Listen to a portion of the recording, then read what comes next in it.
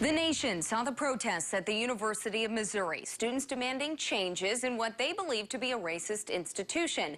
Then it saw the football team threaten to take a knee and the leadership unravel. One part of the story you may not have seen is the paralyzing power struggle happening behind closed doors. In this special report, I met with insiders to hash it out. It looks like you're dealing with big social issues, but you're not. You're just dealing with campus politics.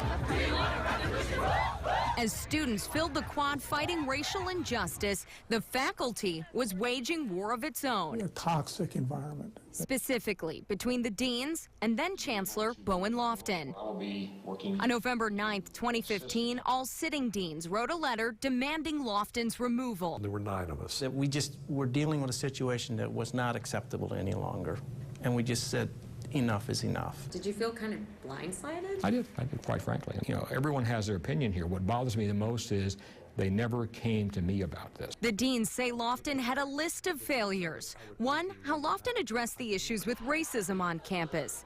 A meeting was held in 2014 after the grand jury's decision not to indict the officer who shot and killed Michael Brown. Students shared personal stories of racism, and Lofton was criticized for being aloof.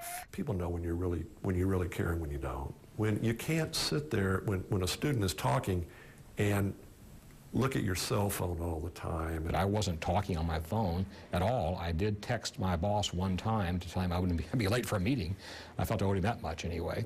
But I was really busy with my iPad trying to capture what students said. People would have listened and took the concerns seriously, and that means not just listening, but actually, doing something. But Lofton says he was doing something. We worked diligently for almost a year trying to address the concerns of our students here, and we made some progress. By no means what they wanted. In August of 2015, Lofton suspended the graduate students' health insurance. After outrage and protest from those students, he reinstated the benefits until the end of this academic year.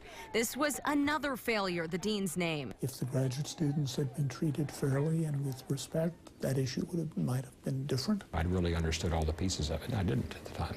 That's my fault. But some of the deans may have had problems of their own. Reasons for going after Lofton. Lofton was auditing them. And if you just simply read the paper, you can see the results of those audits.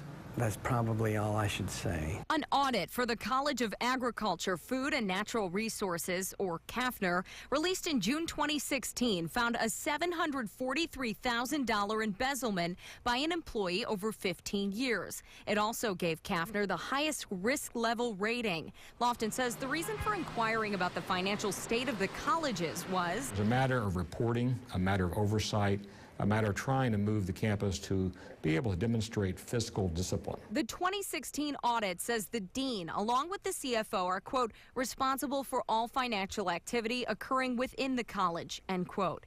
According to UM system data, the College of Arts and Science was in about $8 million of debt.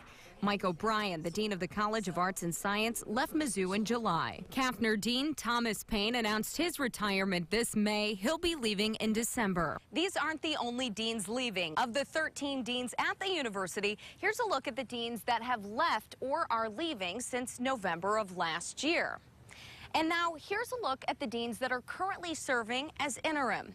And finally, the medical school dean left and then came back. The med school dean issue was for many of us the straw that broke the camel's back. Patrice De La Fontaine was brought in from Tulane to be the med school dean and increase Mizzou's standing in the Association of American Universities, a group that ranks the top 62 universities in the U.S. and Canada. And was it Lofton that forced Patrice out of his position? Forced him to resign? Well, he was the chancellor. Do you think this caused some animosity, maybe with the Certainly. deans? It caused a great deal of concern, both in the medical school, part of medical school, and also with some of the deans, I'm sure. Yeah. Do you think it was a good decision for you to make at the time? The information I had at the time was quite compelling. Can you tell me about that? No. De La Fontaine was hired back as dean just 5 months later. And there was a tendency to blame other administrators. And felt that there were issues that the campus faced that required strong, productive, positive leadership, and that we weren't getting it. Again, something I said to the deans early in my tenure here, which probably got me in trouble with them, was this place has no terms for deans. We had deans when I arrived here who'd served over 20 years. So they were appointed for life as far as they were concerned, I guess. Lofton is most likely referring to two of the longest-serving deans, the two I mentioned earlier. Payne served 18 years. O'Brien worked at MU for more than 40 years. I'm resigning as president of the University of Missouri system.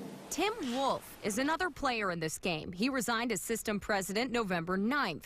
Wolf sent out a confidential email that was leaked. In it, Wolf claims Lofton shifted the focus of the protesters from himself to Wolf after Lofton realized his own job was in jeopardy. I had no idea he believed that about me, that I somehow engineered the students turning on him. That was the last thing I'd think about doing.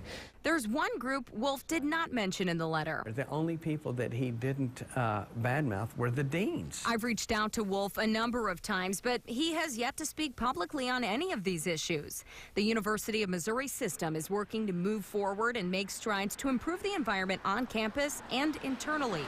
The system is searching for a permanent president and chancellor as it works to fix a noticeable drop in enrollment. Tomorrow, system leaders are expected to give a progress update on diversity and inclusion and answer questions about what happened on campus last fall. I'll be there to get you answers.